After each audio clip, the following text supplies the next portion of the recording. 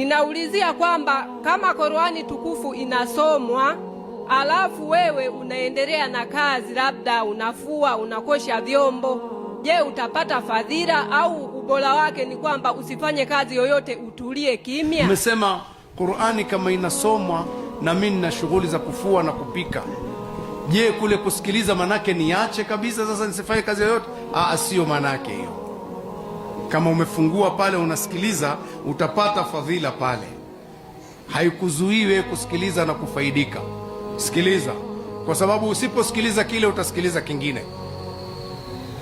Inawezekana au inawezekana? Hivi nitaka nikuulize kitu. Kama ulikuwa umeweka bongo flavor kwa siku 10, unafua, hata una mpango wote unafua, utajua kuziimba zile nyimbo ujui?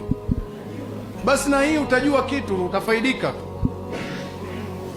Takupeni kisa kimoja cha babu hivi. Nilikuwa zamani nasomesha Darul Ulum huko, napita sana maduka haya ya CCM hapa, haya maduka haya. Kipindi hicho kulikuwa kuna nyimbo zimetoka, tangu natokea kule stendi nikipita kwa miguu, huku inapigwa pale, inapigwa pale, inapigwa mpaka nikimaliza hapo na uwanjani, ile nyimbo mimi ishaingia kichwani. Kwanza sasa nikifika nyumbani nataka kuwachekesha kidogo, naingia baada ya kuwasalimia tu nikapiga mtoke vipi. Shehe vipi shehe?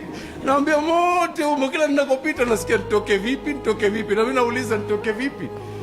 Maana yake ni kwamba yale yanaorudiwa yale yanakaa kichwani. Sasa sikiliza mamangu Qur'ani, wakati shughuli zako zinaendelea pale nyumbani, fungueni msikilize, mtapata faida kubwa.